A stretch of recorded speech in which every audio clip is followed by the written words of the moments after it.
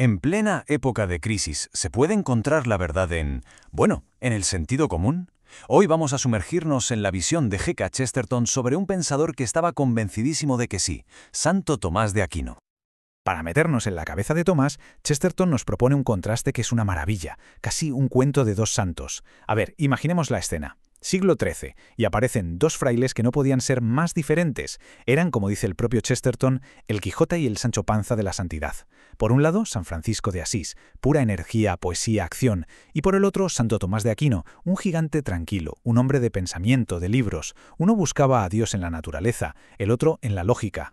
Y es aquí donde Chesterton nos suelta una de sus famosas paradojas. Cada generación es convertida por el santo que más la contradice.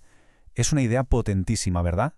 A menudo el mundo no necesita un espejo, sino alguien que le lleve la contraria, que desafíe todo lo que da por sentado.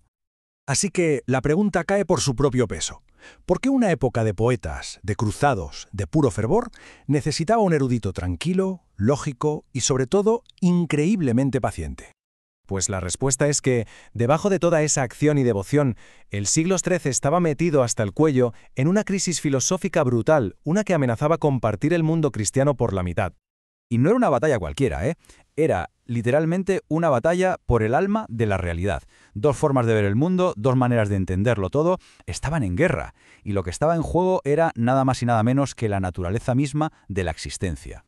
Por un lado, estaba resurgiendo una idea muy antigua, una especie de maniqueísmo que se iba colando en el pensamiento de la gente. Venía a decir que nuestros cuerpos, que el mundo físico, son malos por naturaleza, como una cárcel para el alma creada por una fuerza oscura. Claro, esta idea generaba una tensión tremenda, porque por un lado, la filosofía dominante que venía de Platón decía que el mundo material es solo una sombra, una copia mala de la verdad espiritual. Pero de repente, ¡boom!, llega la gran novedad. La obra de Aristóteles, que había sido redescubierta gracias a los eruditos árabes. Y este filósofo pagano decía justo lo contrario. El mundo material es real y la verdad la encontramos observándolo con nuestros sentidos. El punto clave es este. El conflicto te ponía entre la espada y la pared. Te obligaba a una elección casi imposible. Había que abrazar una fe que desconfiaba del mundo físico o una ciencia que parecía no tener sitio para la fe. ¿Eran el cuerpo y el alma enemigos? ¿Había que elegir? Y justo ahí, en medio de toda esa crisis, aparece Tomás de Aquino. Y no llega con una teoría súper complicada, no, llega con lo que Chesterton llama una revolución del sentido común. Parece una tontería, ¿a que sí? Los huevos son huevos. Pero en esta frase tan simple, Chesterton resume una idea que lo cambió todo. Frente a las teorías que decían que el mundo es una ilusión, una sombra, una trampa, Aquino insistió en la realidad fundamental de lo que tenemos delante, de lo que vemos y tocamos. En vez de elegir un bando, Aquino construyó un puente, y su método fue revolucionario. Primero, aceptar la autoridad de los sentidos. Segundo, confiar en el poder de la razón. Esto le llevó a una conclusión clave. El mundo no es una ilusión mala, sino una creación buena.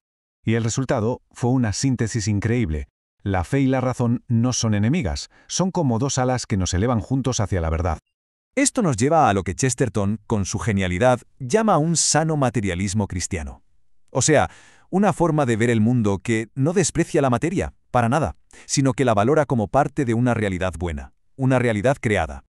Para Aquino, la prueba definitiva, la prueba irrefutable de que el mundo material era bueno, era la propia encarnación. Como dice Chesterton, el cuerpo había colgado de un patíbulo, se había alzado de un sepulcro. Ya no era posible que el alma despreciara los sentidos. Las consecuencias de esto son inmensas. Si el propio Dios se había hecho carne, la materia no podía ser mala. Punto. Este hecho teológico, de repente, santificaba el mundo físico y validaba nuestros sentidos, que habían sido testigos de lo divino. Ya no se podían despachar como simples herramientas de engaño. Entonces, ¿cuál fue el impacto real de la revolución del sentido común de este fraile silencioso? Pues fue un impacto que, como vamos a ver, resonó en todo el mundo. Su vida es un ejemplo de enfoque y de una determinación de hierro. Nació en la nobleza, pero lo dejó todo para unirse a los dominicos. Su familia, horrorizada, llegó a secuestrarlo y encerrarlo, pero él ni se inmutó.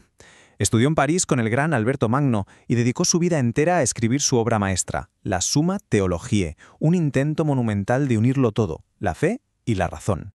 Sus compañeros de clase le llamaban el buey mudo, por su tamaño y porque casi nunca hablaba. Pero su maestro sí que vio el genio que había ahí dentro y profetizó: le llamáis el buey mudo, pero os digo que este buey mudo mugirá tan fuerte que sus mugidos se oirán en todo el mundo. Y vaya si se cumplió la profecía. El pensamiento de Aquino evitó que el cristianismo se rompiera en 1000 pedazos. Creó una base intelectual estable para Occidente, defendiendo que el mundo, a la vez, fue creado por Dios y es comprensible para la razón. Y, algo crucial, afirmó la dignidad de la persona como una unión inseparable de cuerpo y alma. Chesterton escribió este libro porque creía que esa defensa de la realidad objetiva y del sentido común de Aquino era más necesaria que nunca. Y nos deja con una pregunta final, una pregunta que resuena con una fuerza increíble en nuestra propia época. En un mundo lleno de subjetividad, ¿es hora de volver al sentido común?